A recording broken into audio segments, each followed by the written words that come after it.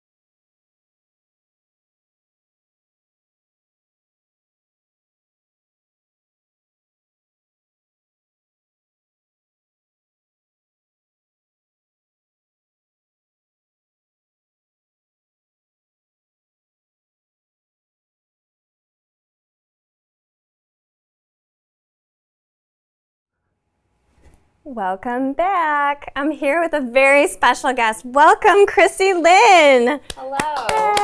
Hey.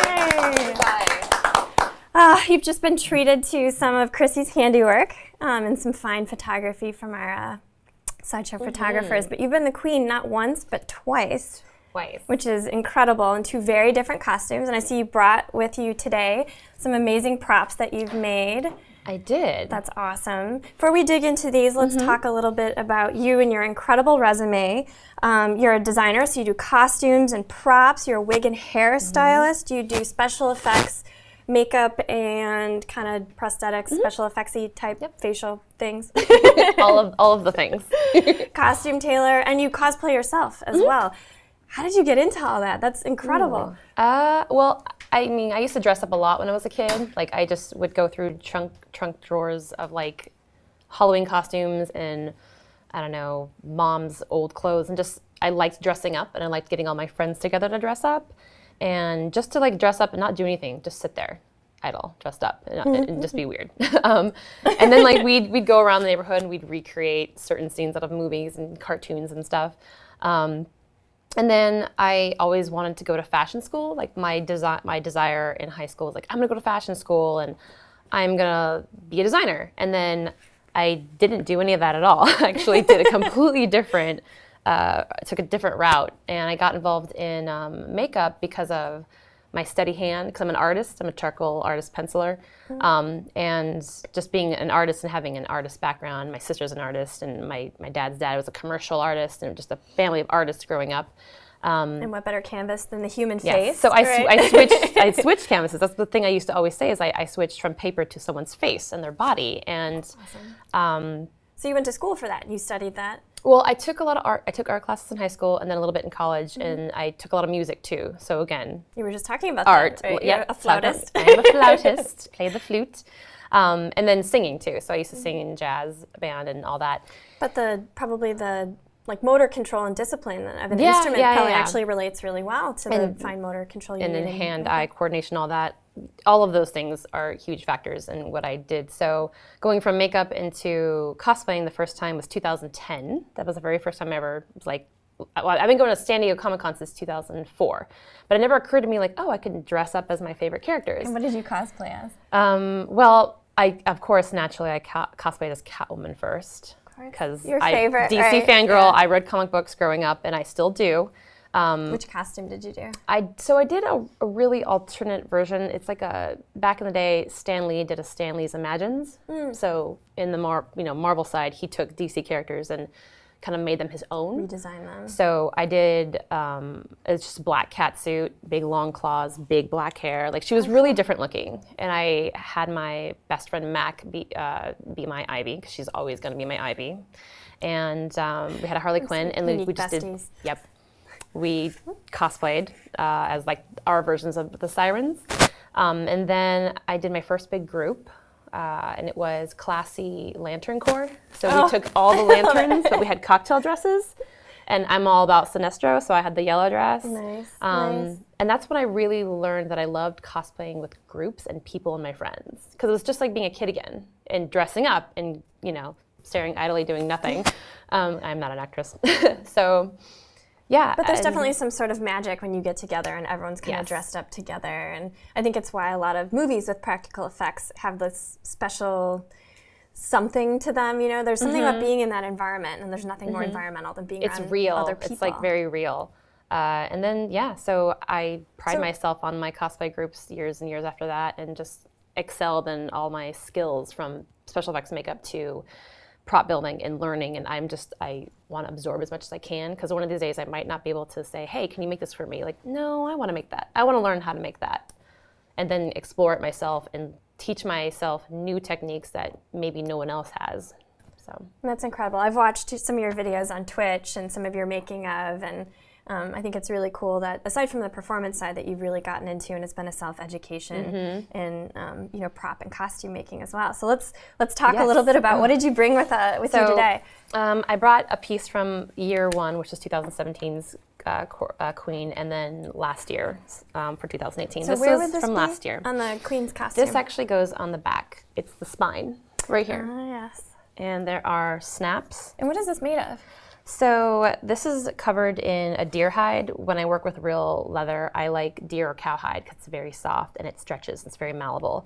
But what I did was, to get this spine shape, I had an actual prop skeleton spine. And we didn't have a vacuum form at the time. So I took Warbla, which is a thermal plastic, and I laid it on top of the spine and just heat gunned it to like mold the shape. Molded it down. And then I peeled that off, and then got rid of my I guess, the spine, the original piece. And then I had a copy. It was like a hollow. Oh, it's very soft. Yeah. And then I just wrapped it.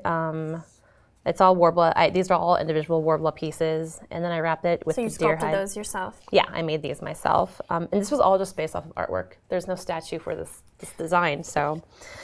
We sent you a ton of 2D, and we were going back and forth constantly. One of my favorite pieces was the Abigail Larson. Oh, yes. The Abigail Larson Queen is just so charming. I just wrapped it and glued it with Barge, which is, it's like a shoe glue, leather glue. It's a great adhesive. It just takes hours to cure. And added the snaps, and then I airbrushed the whole thing. So the red is actually the hide that I already had. That was the color so it's like the base color. Which is perfect. These kind of gold highlights. Yep. And I have some stencils, and the airbrush paint that I use, because I'm all about airbrushing, because I don't always like, the leather's like skin, so I don't want to use spray paint. You can't really use acrylic paint on leather. So I used the EBA, which is European Body Art, which is my favorite airbrush paint to use, because that's body paint, so leather is just another skin. And airbrushing is something you'll use in like a makeup as well, right? Yep, Yeah. and I did it my whole body in that as well. Christy has more than a few tattoos, and our queen has her own set of tattoos. So. I had to cover all of my tattoos, and oh God, what time design were we create a starting stencil. in the morning? That was very early. It was very early for Crack the of first dawn. day, and then I just left the tattoo paint on. And then the second year, I was like, I'm just gonna get the real tattoo because I don't want to paint my back anymore, and I did. So I have her spine tattoo on my back. That's amazing. And you were saying that's one of the most painful tattoos It you've was ever very gotten. painful, but it was the shortest, which is funny. It only took like 2.5, 3 hours, but it's the biggest tattoo I have, and it was the most painful, and I don't quite exactly know why, because It's I've got symbolic. ink. It's the court. The queen demands her due. It is, yeah. I'm just like, I'm suffering for you. This is my sacrifice. So What else have we got? Is the dagger. The queen's dagger. Which is I think this is on not the original statue. I think it's on the Shaper of Flesh Premium Format, the second one. I also made a little sheath for it. out of Warbler, which I don't have here. That's boxed up somewhere. But so this was sculpted in 2 parts with monster clay in medium.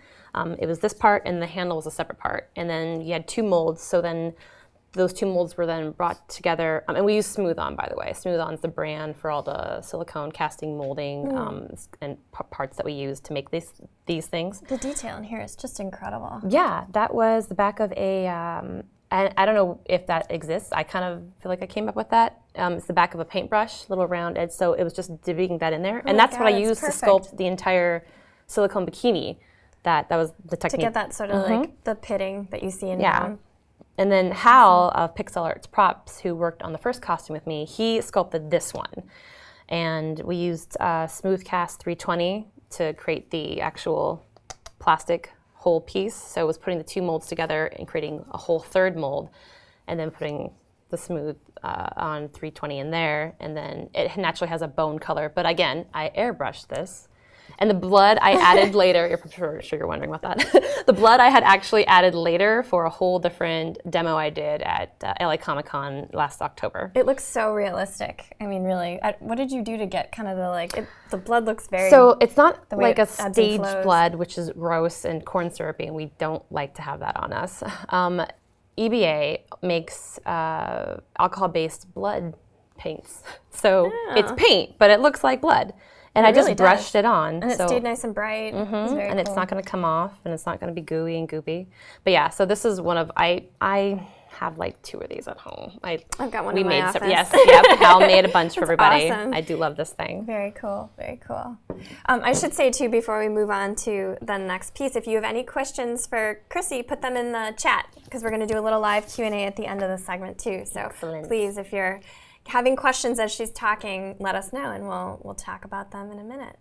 So tell me about these wings. Okay, so a few years ago, I started reading a book called Saga by Image Comics. Yay! And I've been doing winged cosplays since 2015. It's such a great book. Sorry. It is really good. That whole series is so good. It's very adult content, I have to say. Don't pick it up if you're not ready for adult things. But it's a science fiction. This is Court of the Dead. This is all very adult here. But yeah, so Hal, again, being a wing master and teaching me everything I know about wings, he helped me build the base frame for this. This is spring steel.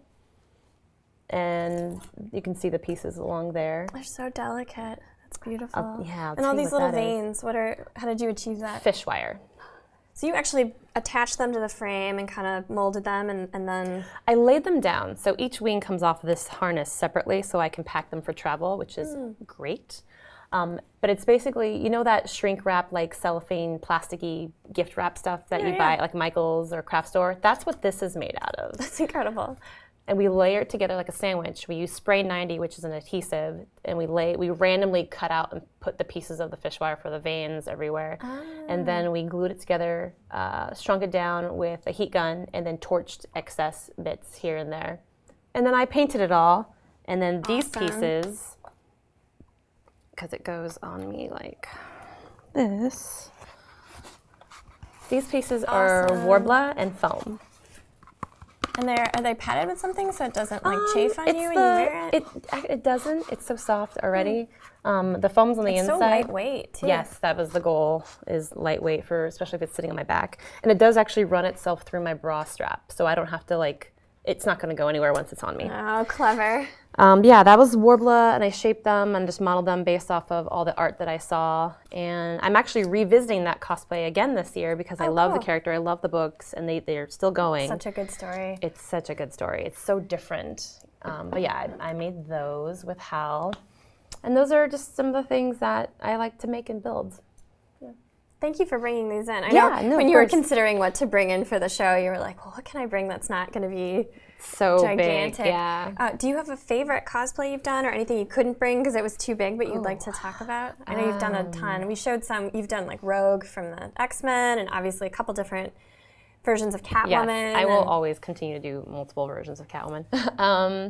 Honestly, I would have brought the entire queen gown, but it is such a beast. It is such a huge, giant It is awesome. beast. So you've done two versions of the queen. Mm-hmm. The first was kind of her skeleton bra and sort of the more kind of slave Leia-esque skirt.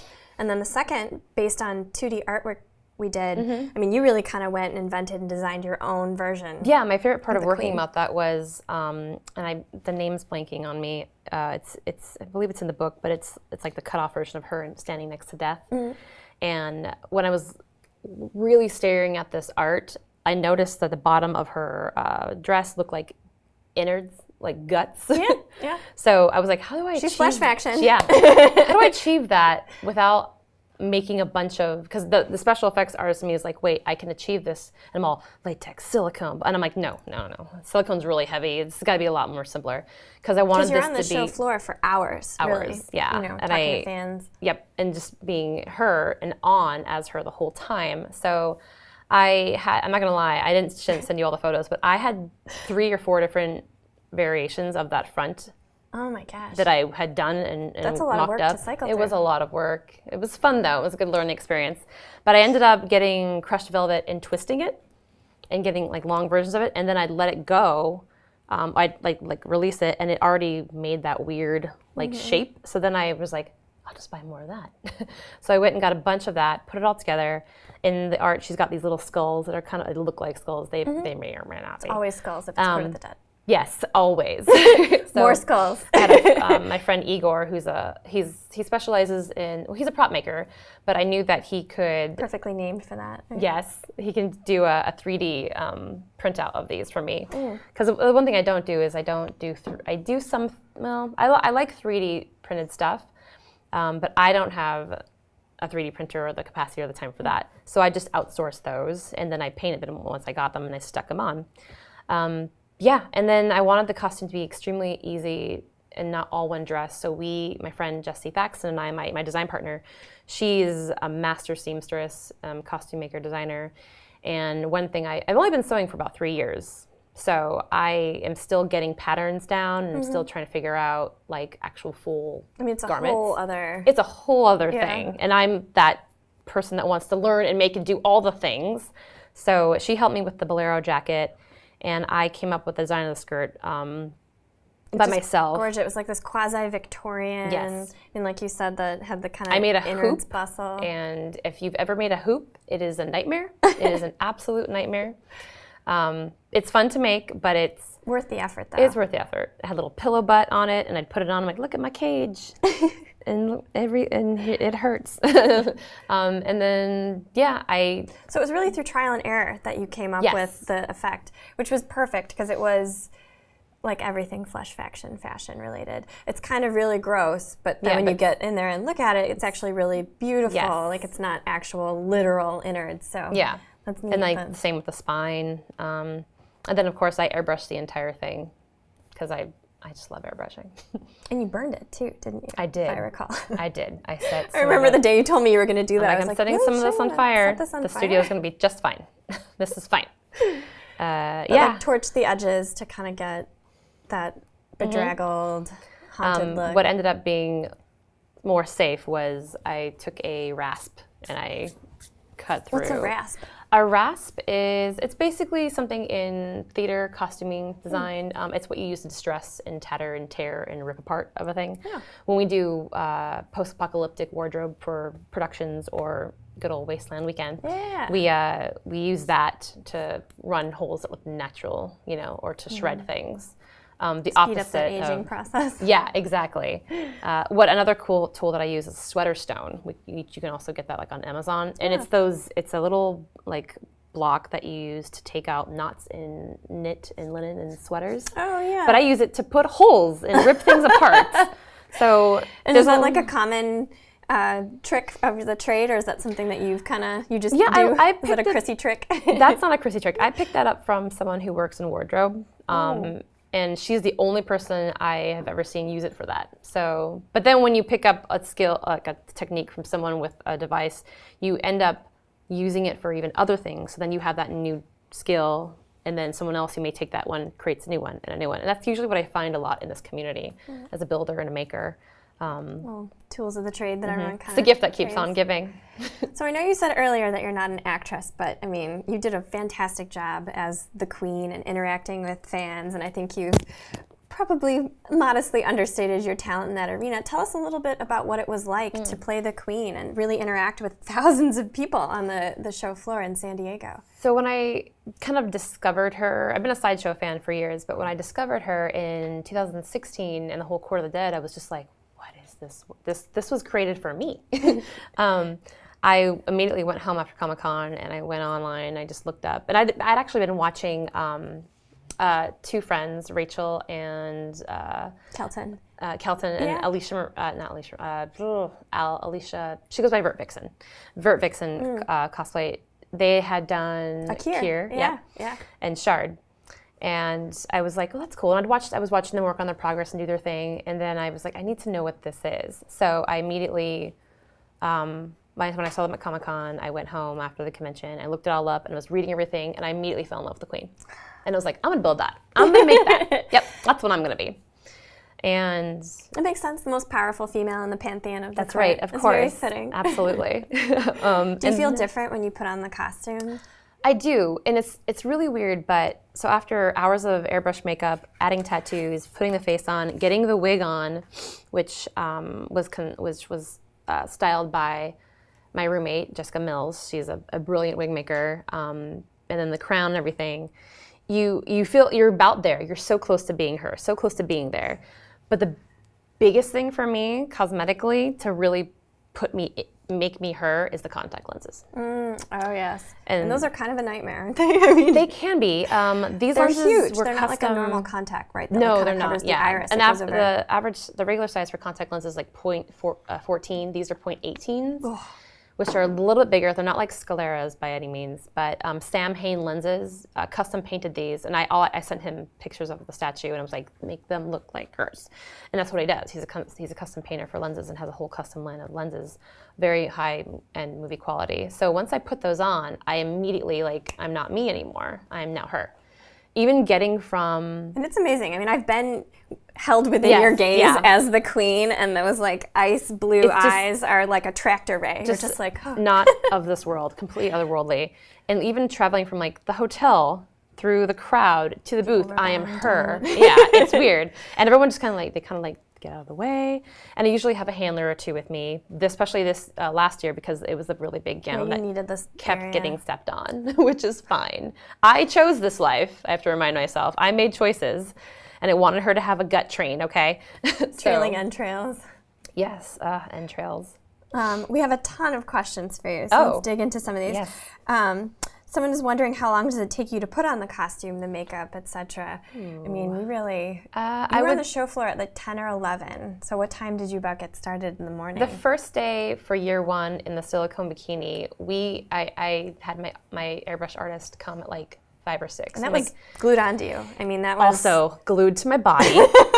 That was glued to my body. There are no straps or elastic or anything. And that thing did not budge. I mean, you did a great job. That was Westmore Effects makes the best silicone adhesive. I still to this day use their product, but that took several hours. And after the second day, towards the end of the first night, I realized let's just leave the airbrush paint on the back. Let's just because I had stencils made and cut, and then I remember for all of that because those didn't exist. We had to make everything from scratch based off of pictures of a statue. So we just left that on for 3 days. But I will say this, the most rewarding time was that last night of wearing the costume and getting back to the room and just being like, take it off. Take it off. Let's take the most amazing shower ever. So we did cut the time in half by leaving the body paint on. So I would say 3 hours. Last year was a little bit different. I had to have the crown sewn onto my wig each day or tied into it because it was a wee bit heavy, but it was still gorgeous and I loved wearing it. It turned out amazing. I know. You guys did a great job. Someone here is asking if you have a favorite aspect of the construction of cosplay, or what's the most difficult aspect, like sculpting, cut and sew, makeup, even performance. I would throw in there. So you have a favorite, most challenging? I would say I'm always going to be the most comfortable with the makeup, the airbrush, body paint, and the special effects aspect of it, even wig and hair stuff. Cut and sew is still going to be a little still learning. You never stop learning any field or any medium that you're working with, but I'm definitely I'm not as strong as I want to be in the cut and sew department, but I know I'm going to get there. Like I know it's going to happen. And once I master that or think I've mastered it, then I'm like, what's next? That's usually my thing. Well, I think it's very cool that you learn by doing too. I mean, you kind of pick a project and you learn and you build on that in the next one. And as someone who follows you on social media, I mean, to watch you through that process too is also really fun. It's fun. I follow other cosplayers and costume makers to watch their progress and their, trials and tribulations. Like it's just, you know that you're a human being and you may come across the same issue. Like, I can't get this to stick on this right, and someone else is experiencing that. So then you kind of trade off like, cool, how did you end up fixing X, Y, Z? And it makes the community really great and as a whole for that as well. And this is a great segue to our next question. What advice would you give to someone that's interested in cosplay or just getting started out? I'm going to say what I usually say whenever I do DIY shows. There's no wrong way and there's just no right way. There is your way, and if it works, it works. That's and then awesome. just stick with that, because people are creating new techniques all the time that have never been done before. So yeah, and just do it. Just start. Just be fearless. Just right? do it. Yeah. What makeup do you recommend for covering tattoos? Oh well, because you have some big, dark, black, heavy ink tattoos that you were able to basically make disappear for the queen. Those are all airbrushed on. You can sponge paint them on, but European body art, alcohol-based paint, I will always say it over and over again, it stays. It's made for underwater, it's made for sweat, it's made for moving around. It covered everything and left it covered fine without anything. And you slept in it, right? I slept in it. It worked for a few days. Try to get an airbrush. They're not very cheap, but you can get on Amazon and get like it's the master airbrush system. It's really inexpensive. Compressors are real cheap at a hardware supply store. And that's what I kind of ended up doing was I'm just going to do it. And I'm going to learn and teach myself and figure out how to take this gun apart and put it together and paint. But the nice thing about the EVA paints is even the alcohol-based palettes or the cream stuff is you can sponge it on. You don't have to get an airbrush for it. And that's usually what I like to use. Easier to apply. Here's kind of a fun one. What's the one thing that every cosplayer should bring to a convention? Oh my gosh. I used to have panels on cosplay repair kits. Little crash kits for cosplayers. Yep. It's but aside from maybe your costume falling apart, bring water. Bring water and granola bars and RX bars, or you need to eat. It's very important to eat. If you don't eat anything, you're going to pass out and then you're going to never want to cosplay again. But you have to take care of yourself and your body first. And always have a handler. Your boyfriend, your girlfriend, your significant other, your partner, your best friend, your mom, anybody who's like, I'm going to carry your ID and your phone. And here's the camera, and then here's your safety pins and your glue and all that stuff. And there are many sites online that go over your cosplay repair kits and what you should have in it. I have to add, one of my favorite things that you brought last year that I thought was hilarious and genius was a little stool, because you had that giant... Oh, yes. Chrissy had this giant skirt, so she brought this little stool that she could kind of like hike up the skirt and sit. It's a little round chair stool that pops up. I tied it on the inside to my waist. Brilliant. So when it was time, it was like... I couldn't sit in that hoop. I'd get up and I'd have all these rings marks in my... You did so much standing and moving around. It was a lot, yeah. And you were, always kind of... Always fluid. She's very fluid to me. She's just like not there. She's just, floating around. Constantly posing. Constantly. Doing your queen conjuring hands. Exactly. Do you have a favorite convention? That's a good question. That's a tough one, right? Not for me. It's been the same for like 4 years. My favorite convention is Dragon Con. Why is that? So Dragon Con, I've been going to San Diego. Right? Yeah, it's in Atlanta, Georgia. It's in September, Labor Day weekend every year. I've been going to San Diego since 2004. I used to, when I went in San Diego, I can walk in on a Saturday and buy a day pass. You can't do that ever again. Yeah. So now it's like it's oversaturated. It's very busy. It's very cool. I still love San Diego. It's in my backyard. But when I went to Dragon Con in 2014, I was surrounded by nothing but cosplayers. It is very much a cosplayer's It's convention. a cosplay reunion convention, and there's so much love and happiness and joy. And people bring 3 costumes per day, sometimes more. And it's a nonstop party, but it's like you can go and see your favorite Saturday morning cartoon character, super obscure, or a Saturday Night Live sketch character, and you just know right away. and the more obscure, the better. And we all know what the character is kind of from.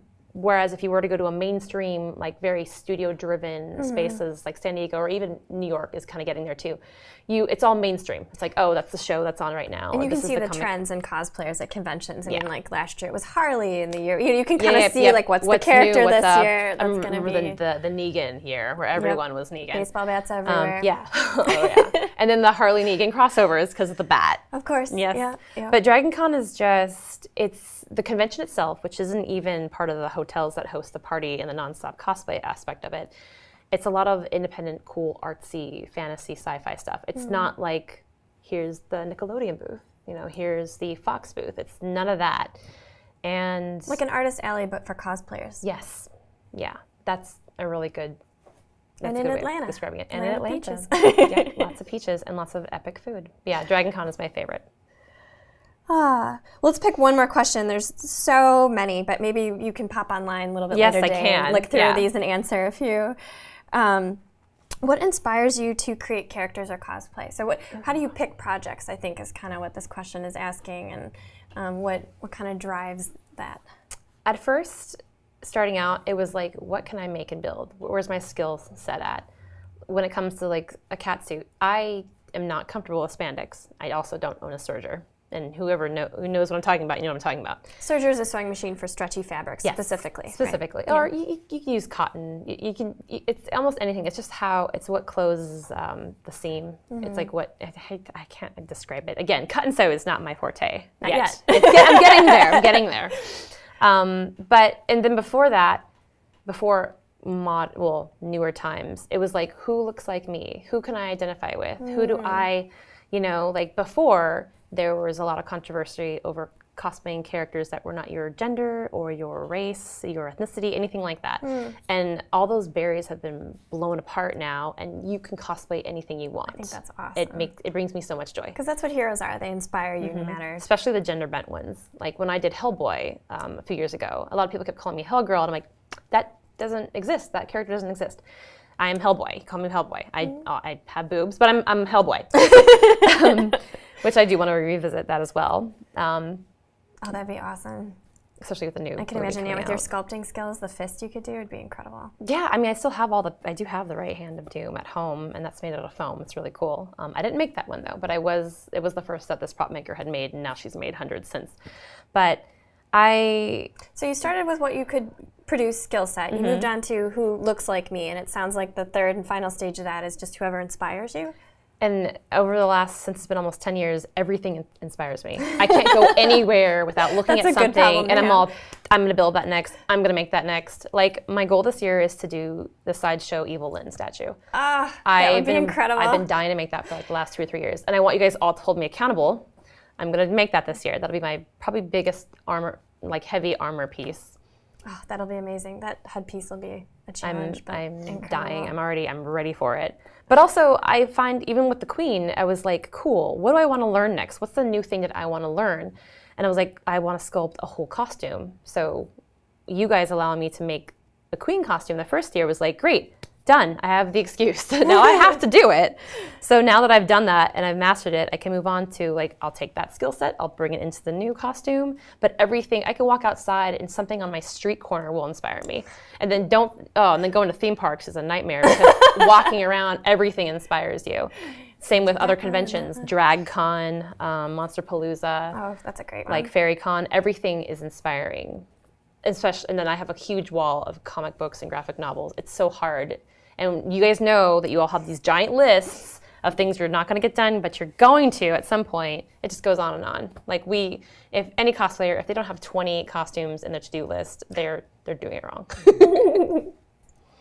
Well, thank you so much for joining us and giving us this inside look into your world. Thank you for having me. We're going to take a short break.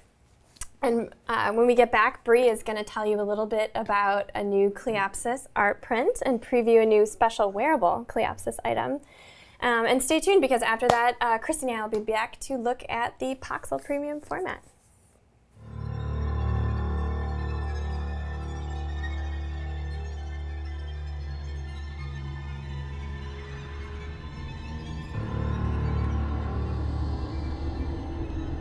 Alas, my poor naive mortal, you've been dealt a terrible lie. You dwell in myths of heaven as a place of hope and salvation, and hell as one of punishment for those not worthy of pearly gates. In truth, they are two sides of one vile, corrupt coin, as neither care for salvation nor damnation. Their reality is a place of cruel imbalance, where your mortal souls serve only to further fuel a war of supremacy that is never ending. Horrifying, no? Yet in the shadows lie another path, with one who deals in the cold currency of truth. He is death, the all-taker. His offer is simple. Look past your mortal fears and embrace his promise to restore balance to life and the hereafter. Accept sanctuary amongst the mourners of the Underworld and fight with us. Our celestial masters must be made to see their folly, to restore what is just. We will rise, conquer, and rule.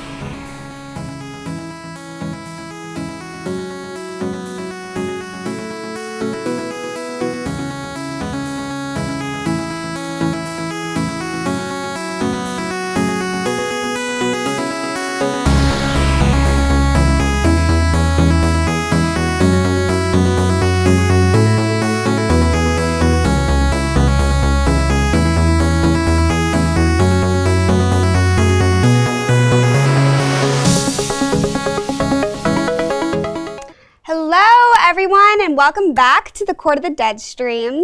I had to take a quick break from talking with you all over on YouTube to bring up something brand new and very exciting, which is this, The Price of Power fine art print by artist Dave Palumbo. It is presently available for, just kidding, it will be available for pre-order. The framed version becomes available on Monday, January 21st, and the unframed version becomes available on Friday, January 25th. It's at side.show/price of power. So let's talk about what's going on in this awesome new image.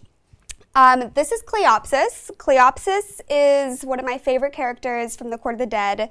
She was sent to Earth by the All-Taker, by Death, to kind of get a little information on what's going on with the humans. And what she found out was actually that mankind has a propensity to worship.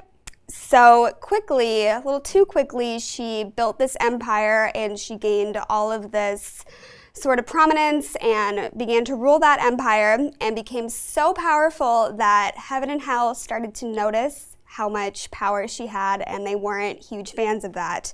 So they went to Death and said, get her out of there and destroy her civilization and bring her back to the Underworld. So Death did that, stripped her of all of her power, and she's pretty unhappy about that to this day. But in this image, you can kind of see her representing that power-hungry person that she is, or Underworld spirit-born person that she is. So she's surrounded by all of her mortal acolytes in this awesome fine art print. So some of the details, it's a very, very limited edition of 100. It's an 18 by 24 inch fine art Guy print. It's 100% cotton, acid-free, matte Museo Rag 300 GSM. There's an authorized automated penciled signature by Dave Palumbo, right down here. And it has an official Court of the Dead embossed logo and seal. So it's very exciting. Goes on sale or on pre-order on Monday, January 21st. That's the framed version. The unframed version, again, Friday, January 25th will be up for pre-order. But in addition to that, some other very exciting news is this t-shirt that I am wearing. This is the Poisonous Influence t-shirt. It is available right now, super limited edition of just 100, and what's lucky for all of you that are watching right now is that you can find it at side.show/poisonousinfluence, and it's only available if you go to that link. It's hidden for the next hour to the public. So if you're watching, you get sort of an exclusive first chance to go and grab it. And we're gonna give one away right now too. So I have a trivia question for you all, and you will have about 5 or so minutes to answer it once we go on break. So when we go on break, answer the trivia question, and I will pick one winner in the chats in YouTube. The trivia question is, what faction is Cleopsis? So when we come back, Chrissy Lynn is going to join Anna again to talk about Poxxil, which is super awesome. So answer the trivia question in the chats. What faction is Cleopsis for your chance to win this awesome new shirt? And we'll be back soon.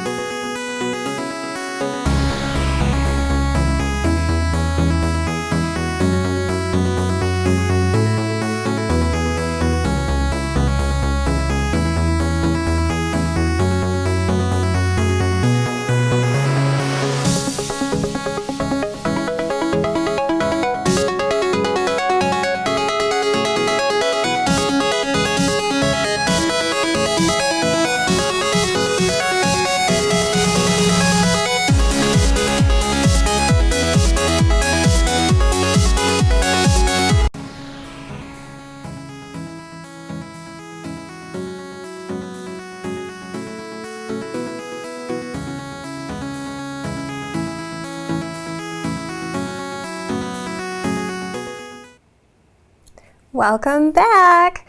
I'm here with our special guest, Chrissy Lynn, cosplayer and special effects makeup artist, and we are going to take a look at Poxxil, a premium format figure, our latest addition to the Court of the Dead collection.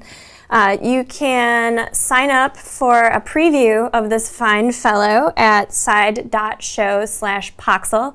That's Poxxil, Poxxil. And he is going to go up for pre-order very soon, next Thursday, actually, January 17th.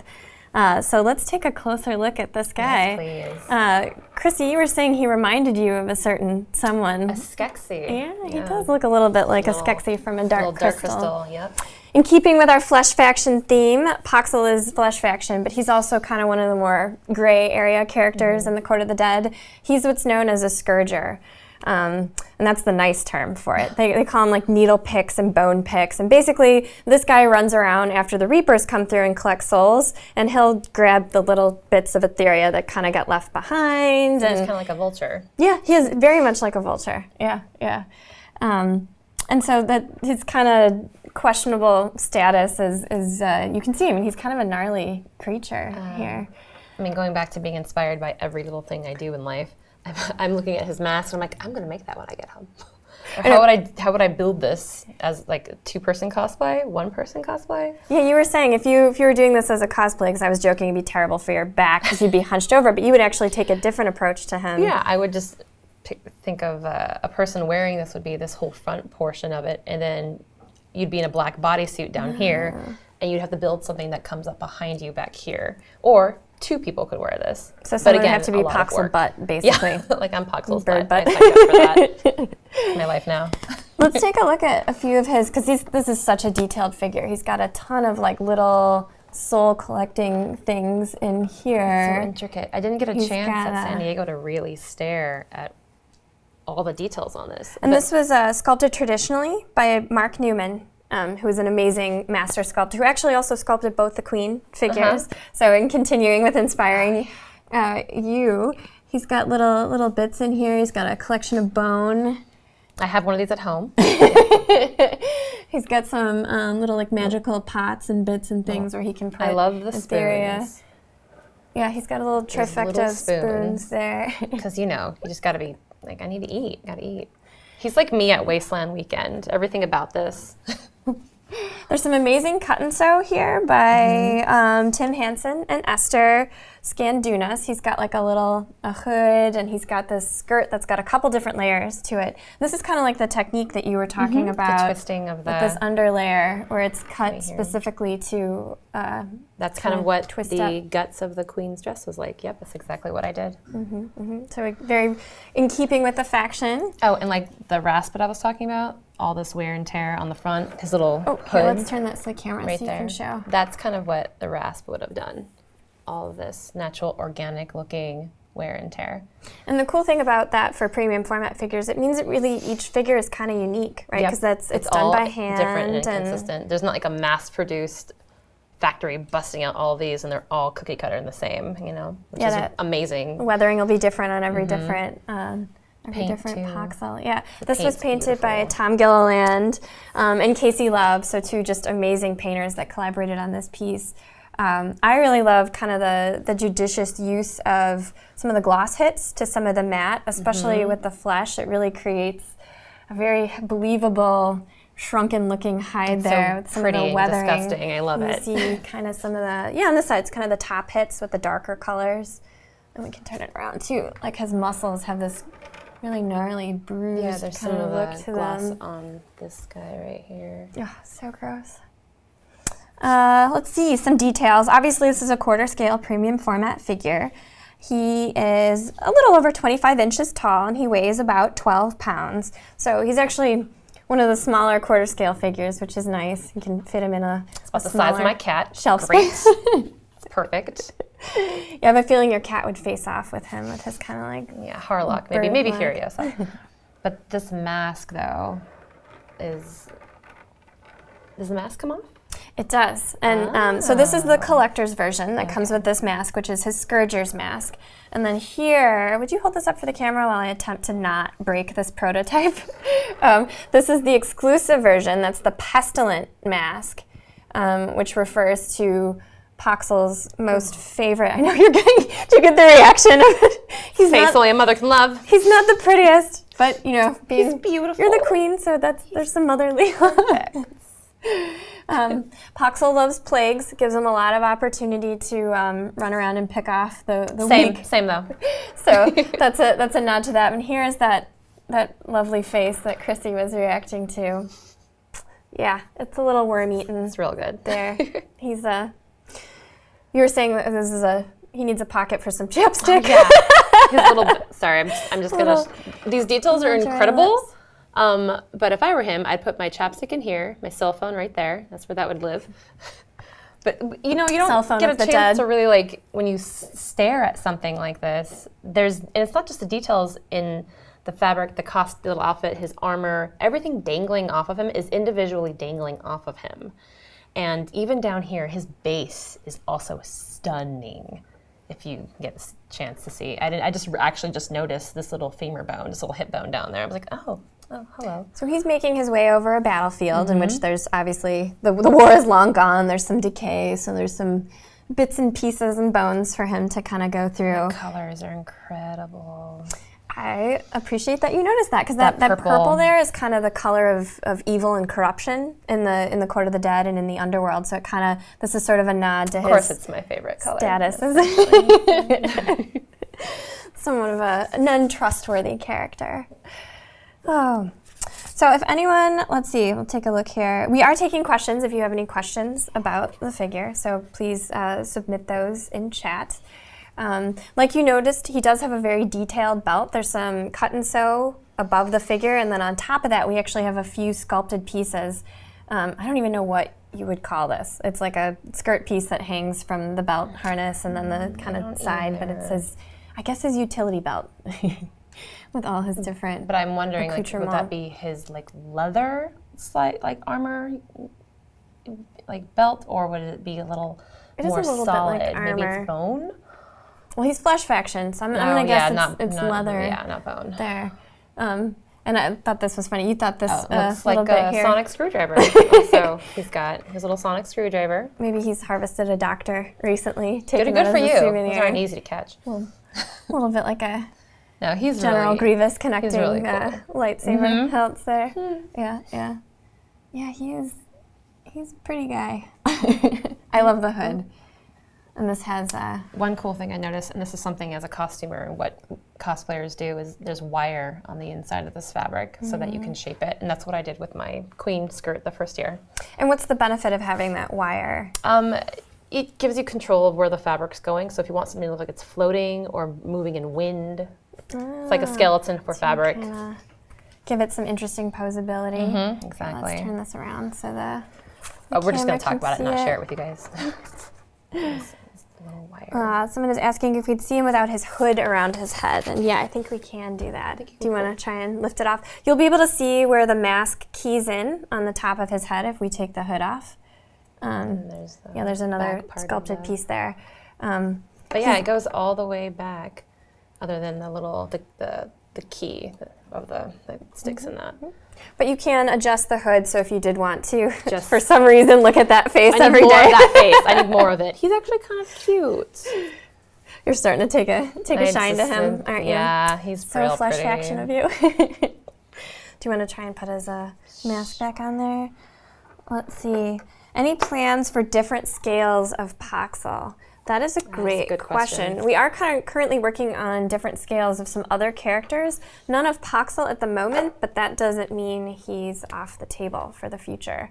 But yeah, we really wanted to focus on just getting this kind of grand version of him out first.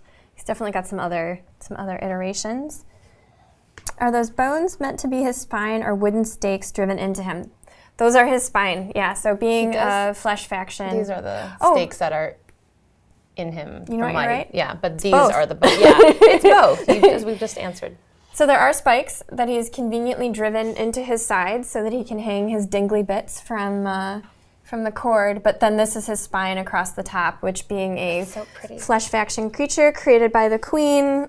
Has got That's why I some love him so much. ornamentation across his spine. Let's see, what's his origin? Did Gethsemane mold him? Yes, Gethsemane did create him. He is one of her babies.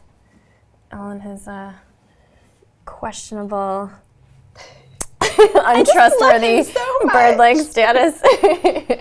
Like I said, a face only a mother could love. This is also great too. I was looking at this earlier, like this feathery like wing bit coming out of this. Does this come off, I wonder? It does come out of the hand for posability. And this is a nod to the flesh faction symbol, which Chrissy couldn't be wearing her necklace, unfortunately, because of the microphone, but you can see kind of side by side. And it's a little bit, it's a nod to that, but it's also broken because, again, he's not really the most trustworthy of characters and a little bit on the shady side. So it's a little bit of a nod to the character and his origin and intention there. When is he available? He will go up for pre-order next Thursday, January 17th. But if you want to make sure that you're in the RSVP when he does go up, you can go to side.show/Poxxil. And you'll be on the mailing list to make sure that you don't miss it when he does go up for pre-order. So that way you can make sure you get the exclusive edition, which will be limited. And that one comes with?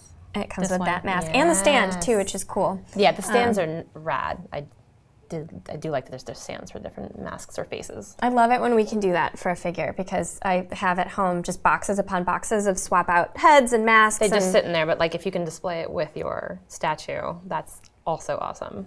And it works with the other mask as well. So if he's wearing this one, the other one can go on that stand, and you can have them both out at the same time. Or I like to grab the alternate masks and the stands and just put them on my desk. You can even display them separately. Very, very cool.